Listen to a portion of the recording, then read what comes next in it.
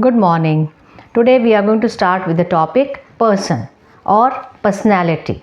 Means what is the concept of person in jurisprudence? Okay. The main object of law is what? To regulate the relationship between the individuals and the society. Means how the individuals are living in the society, the interrelationship between the people of the society.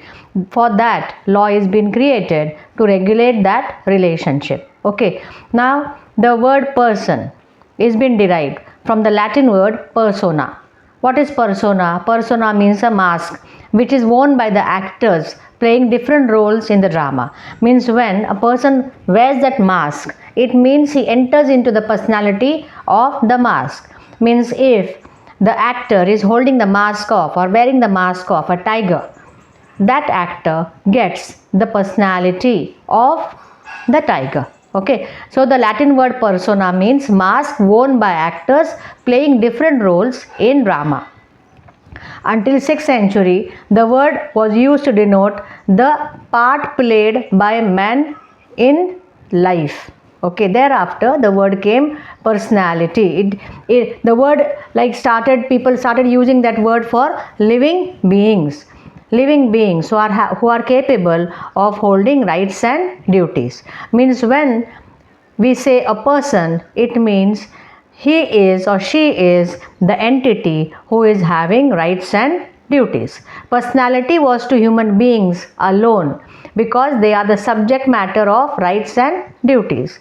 Okay, means the concept started with this, that who is a person? Person means an entity who is having rights and duties by which he gets the personality.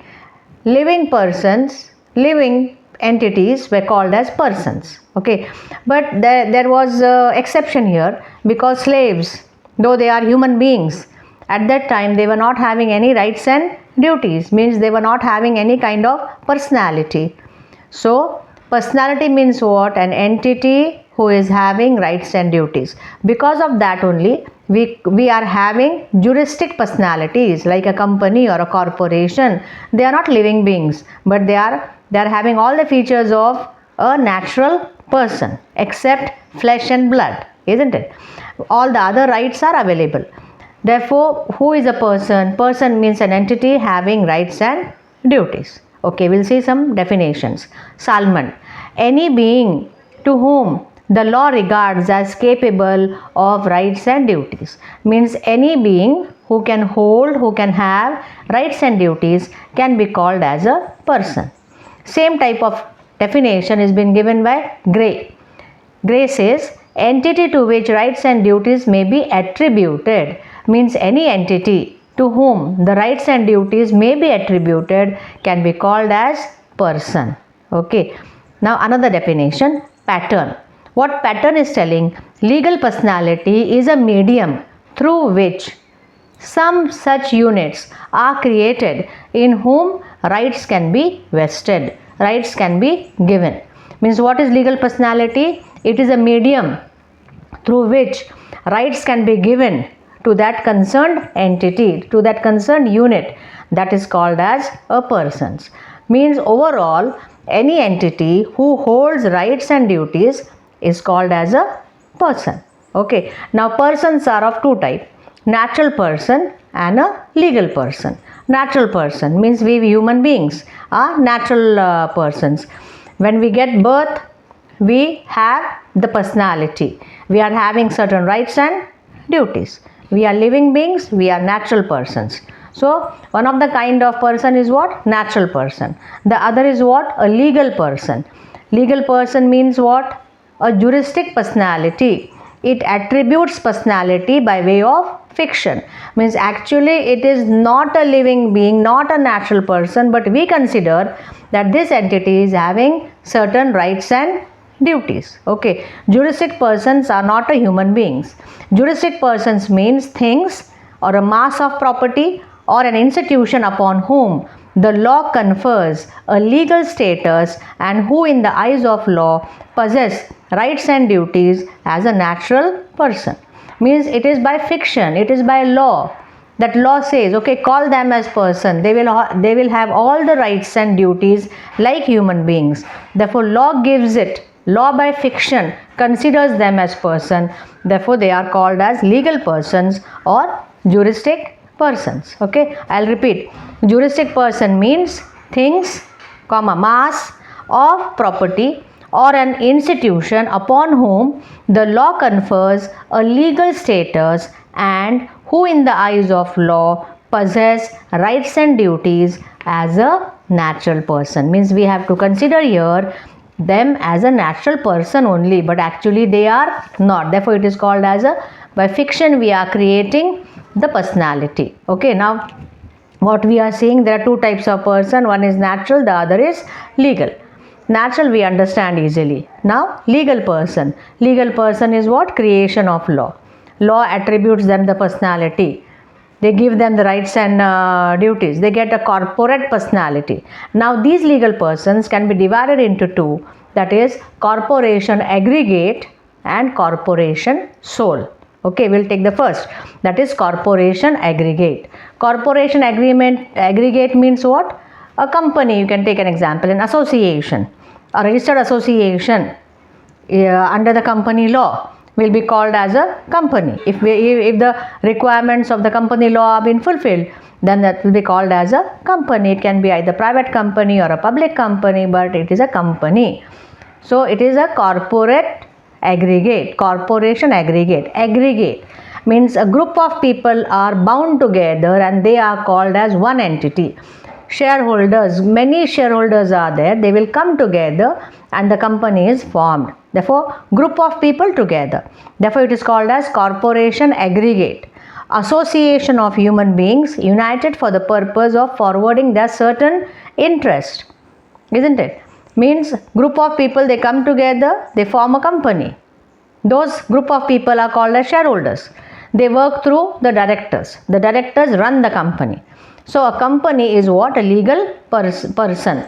The shareholders have come together with an objective of business, of earning profits. Isn't it? That is a corporate personality. That is a corporation aggregate.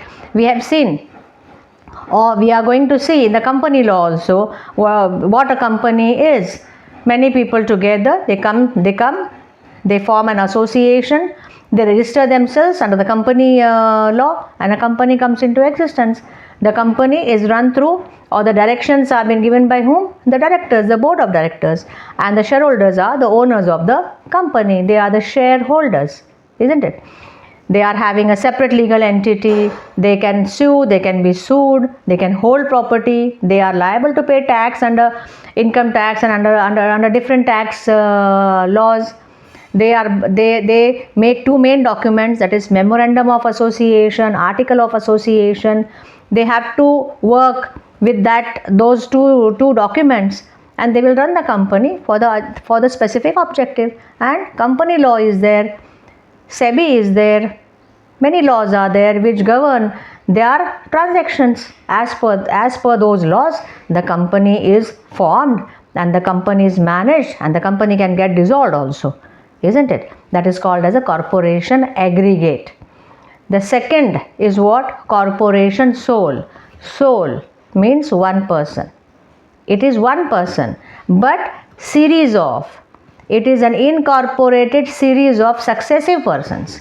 What is a corporation aggregate? Group of people, mass of people together. They get the personality. That is called as corporation aggregate. Here, mass of people will not be there. One person will be there, and he will be called in successive. He'll get the powers in succession, one after the other. Corporation sole is an incorporated series of successive persons. It consists of single person who is personified and regarded by law as a legal person.